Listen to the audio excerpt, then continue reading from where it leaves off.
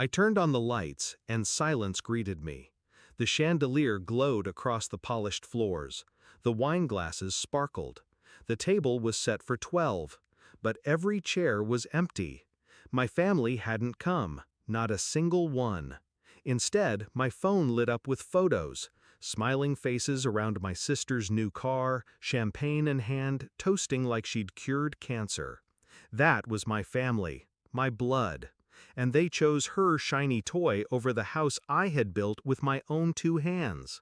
That was the moment I understood I was never their priority. It wasn't new. As kids, she was the star. I was the shadow. She got applause for grades, gifts for achievements.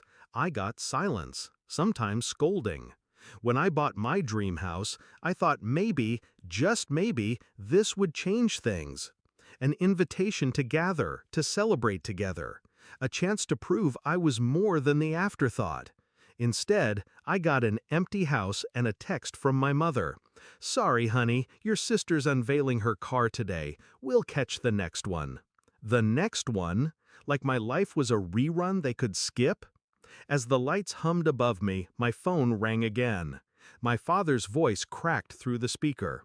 "We need to talk, now."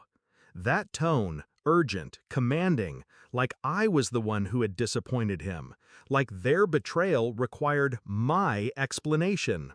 I didn't shout, I didn't plead, I just listened. He spoke about family, about loyalty, about how I should understand.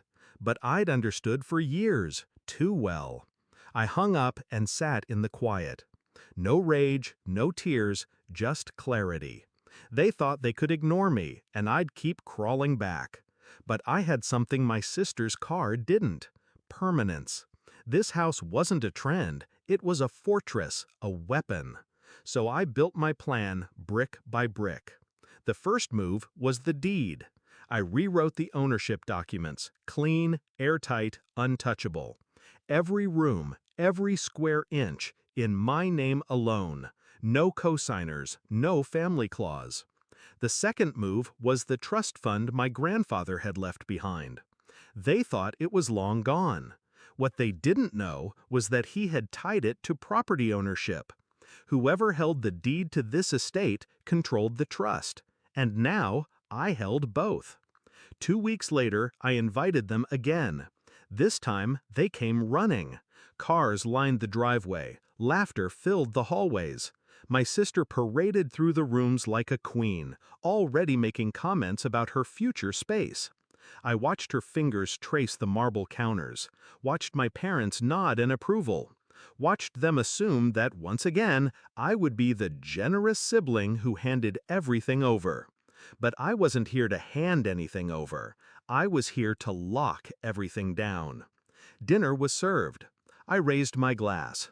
"To family," I said, my voice steady, almost warm. They smiled, relaxed, certain the balance of power hadn't shifted. That's when I laid down the truth. The deed, the trust, the money, all of it. It's mine, legally sealed, irrevocable. At first, they laughed. Then the documents hit the table. Official, stamped, signed. Faces drained, forks froze mid-air. My sister whispered, "That's not fair." "Fair?" I said. "Fair was you all choosing a car over a home. Fair was you leaving me alone in the house I built while you toasted leather seats and horsepower." My father's jaw clenched. My mother tried to soften her voice. "We didn't mean," but I cut her off. Calm, cold. "You meant it enough to leave me standing in an empty room. So now I mean this. You will never touch a cent of this fortune. Not the trust, not the house, not me." They argued, they begged. My sister slammed her hand on the table. But I had already won. Because revenge isn't about shouting louder, it's about cutting deeper. And nothing cuts deeper than being shown what you lost while the person you underestimated holds it all in their hands. When they left, they didn't slam the door. They shuffled out, silent, defeated. Their empire of favoritism crumbled in one night. And me? I stood in the doorway, the same spot where I had once waited for them to arrive. But this time, I wasn't waiting. This time, I was watching them leave. I don't need their approval anymore. I don't need their applause, because I learned something that night. Family isn't defined by blood, it's defined by who shows up when the lights turn on. And they didn't show up. So I shut the lights off. For them, forever.